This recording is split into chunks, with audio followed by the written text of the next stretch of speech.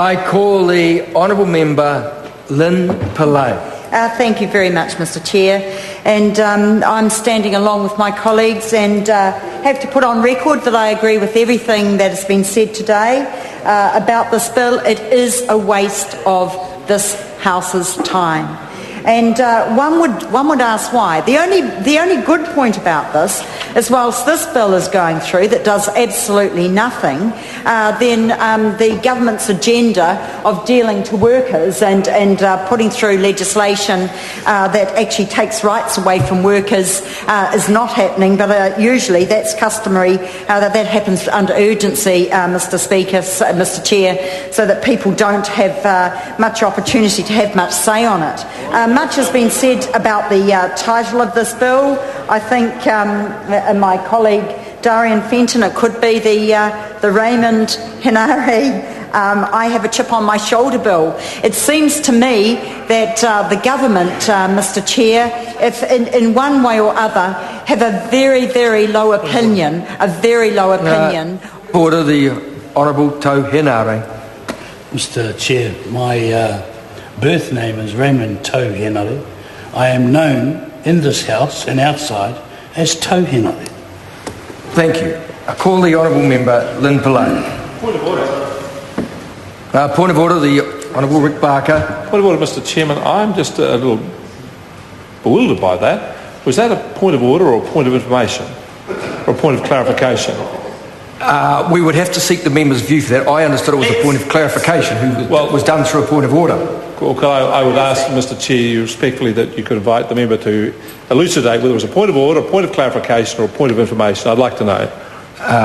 Well, that's up to the member if he wishes to clarify. Call the Honourable Tau Henare. Point of order, Mr. Chair. It was in response to the member speaking that she tried to belittle me by using what she thinks is just a funny part of my name, sir. It doesn't. She should refer to me as Tau Henare, my name in this House and outside. Thank you.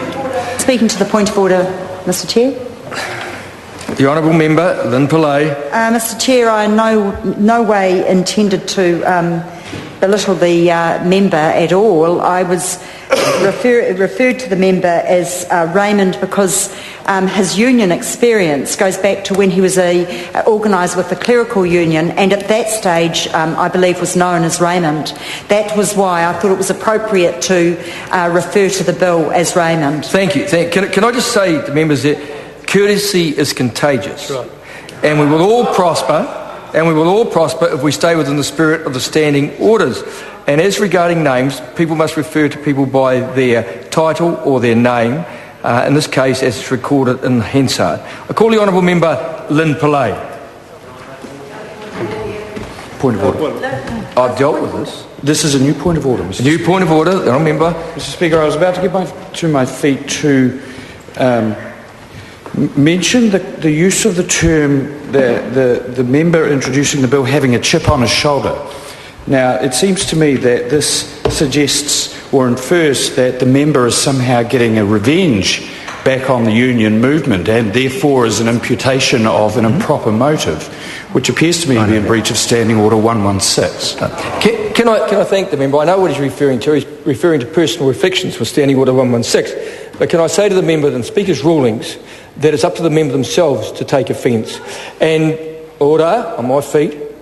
And members make disparaging remarks about each other all of the time.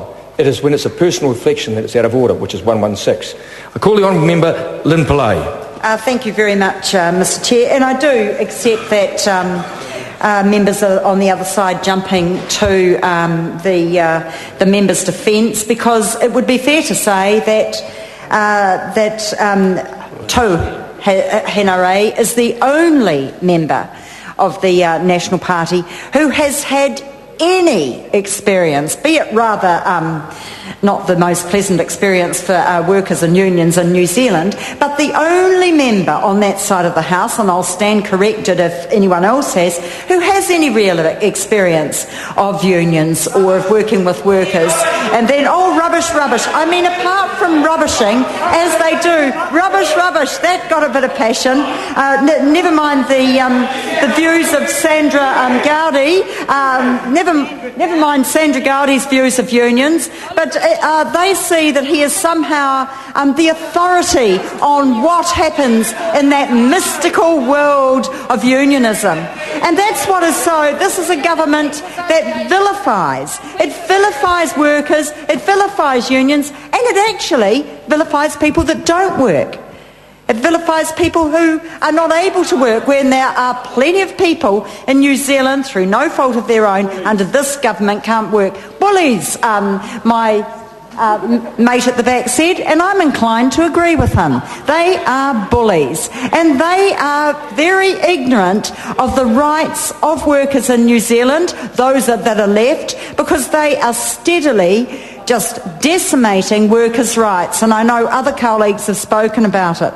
Now, the reason that that this member is so obsessed, I would imagine, with a secret ballot, and as other colleagues have said, I myself as a union official have never, ever run a strike vote without a secret ballot, and I would have to say that strike votes were very seldom occurrences, because it is really serious to ask workers to withdraw their labour. A very serious thing to do, because A, they are going to not have any income, and B, it does have a detrimental effect on the business that they work for. So it's a very rare occurrence, and that a strike ballot is done by a secret ballot. That's common practice.